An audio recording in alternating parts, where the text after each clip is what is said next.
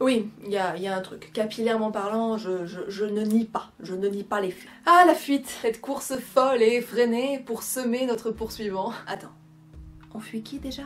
Ce qui est beau, c'est que nous n'avons même pas besoin d'être en mouvement pour cavaler. Pas de sueur, pas d'adrénaline, mais de la peur, ouais. Nous allons parler de notre fuite intérieure, de la fuite de notre guidance émotionnelle. Bref, de la fuite de nous-mêmes, quoi. On nous a beaucoup appris à craindre nos émotions, à les fuir, à les étouffer, à les renier, à les réprimer, à ne pas les laisser s'exprimer, de peur que ces monstruosités d'expression viennent à exploser. Et qu'elles changent le plus sage et docile des chiots en un monstre sanguinaire. J'ai dit monstre, hein. Tu pourrais faire un petit effort, quand même. Sauf que ce qui explose est mis sous pression. C'est pour ça que ça pète. Si le flux est libre, il n'y a aucune retenue et aucune raison que ça vienne à exploser. Ce n'est cependant pas le sujet de cette vidéo et je vous invite à consulter la vidéo passif-agressif, je vous laisse le lien en dessous. Nos émotions sont des messages et c'est un point hyper important ici. Nous fuyons, par le biais de cette fuite émotionnelle, nos messages. Nous fuyons notre propre courrier. En gros, on court devant le jumpy du postier, quoi. Parce que s'il nous rattrape, bah quoi en fait? Bah il nous donne notre courrier. Rien que ça. Alors ça a pas l'air bien terrifiant comme ça, mais en même temps un petit peu. Les messages émotionnels, lorsqu'ils sont désagréables, donc c'est-à-dire lorsque ce sont des émotions dites négatives, nous indiquent qu'il y a quelque chose à changer dans notre vie, ou plus généralement dans notre manière de penser. Or le changement fait très peur à la part de nous qui est solidement accrochée à ce qu'elle veut pas laisser partir, quoi. À ce qu'elle connaît. Je suis accrochée au plafond là en l'occurrence. Donc pour ne pas recevoir le courrier, on essaie de courir plus vite que lui. Alors je connais pas vos pronostics à la course, toujours est-il que vous pouvez essayer de semer le jumpy. Le hic, c'est que les messages émotionnels, ils sont pas dehors. Ils sont dedans. Alors comment fuir quelque chose qui est déjà dedans? Eh ben on peut pas. Mais on peut se faire croire que si. On peut s'occuper l'esprit. Donc on fait du bruit, on varie les activités, éventuellement on fait un petit cours de yoga, histoire de se donner bonne conscience, et de faire croire qu'on écoute son corps, mais en réalité pas vraiment.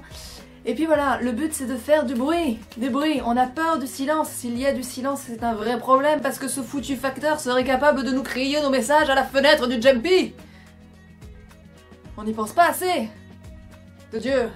Donc dans ces conditions, s'arrêter est hyper inconfortable parce que l'ensemble de la situation est comme un élastique extrêmement tendu, qui peut effectivement péter à tout moment. Mais dans le fond, est-ce que c'est vraiment confortable de continuer de s'épuiser à nous fuir de cette façon-là? Vous m'avez compris, tout ça c'est une métaphore, mais l'idée c'est simplement qu'on ne s'écoute pas en fait, qu'on a des émotions, que ces émotions nous sont portées par une part de nous-mêmes, et qu'on choisit volontairement de ne pas écouter, de ne pas changer, de dire non, ça finira par passer.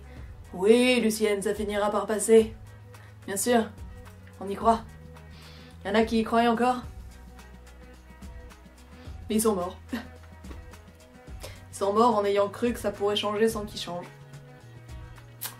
Vaste sujet. Est-ce que c'est vraiment plus confortable de s'épuiser à courir plutôt que de se faire face une bonne fois pour toutes? Lorsque nous nous arrêtons, que nous faisons le silence et que nous permettons à nos émotions de venir nous porter leur message, les premières vagues ont tendance à bousculer un petit peu, on va pas se mentir. De plus, notre tête nous dit que ce jumpy avec tout son courrier est hyper dangereux parce qu'il porte en lui justement l'essence même du changement, et notre tête n'a absolument pas envie de changer quoi que ce soit puisque comme on l'a vu dans la précédente vidéo, elle aime ce qu'elle connaît, et en dehors de l'enclos, elle ne connaît pas, donc ce qu'il y a dans le jumpy et le potentiel de changement qui est à l'intérieur d'une jumpy, elle ne le connaît pas. Donc elle ne veut certainement pas se faire rattraper par Jean-Paul, qui est dans le jumpy. Je sais pas si j'ai été claire sur ce coup-là. Donc en fait, plus il approche, et plus la peur monte. Plus c'est tendu dedans. Hein, plus on se dit non mais en fait il vaut mieux continuer de courir parce qu'il va me bouffer celui-là. Il va peut-être même me rouler dessus et reculer une fois et puis ravancer un coup. Pour être sûr. Donc voilà, la peur, l'angoisse, peut-être même que nous allons mourir. Et en fait, si on arrive à tenir sur ces premières vagues, on se rend compte de l'importance des messages qu'il y avait derrière. Et si ces vagues sont grandes, c'est juste parce qu'elles ont été retenues. Mais elles vont continuer de grandir si vous continuez de les retenir. Les messages qui nous rejoignent, ce sont des messages d'amour, ce sont des messages qui nous mettent au centre de notre vie, qui nous demandent de nous respecter, de nous écouter, de nous suivre et de changer tout ce qui ne permet pas à nos plus grandes aspirations de voir le jour. Alors oui, le changement ça fait peur, mais courir toute une vie, c'est pas une vie. Je vais juste conclure en te disant, ose te poser. Accueille la peur qui précède les messages, même si ça secoue, même si c'est inconfortable. Elle n'est que temporaire et c'est en la dépassant que tu pourras avancer. Écoute le silence plutôt que de te fier au bruit. Tu as bien plus à apprendre de lui que de n'importe quelle autre cacophonie. Écoute-toi, nom de Dieu!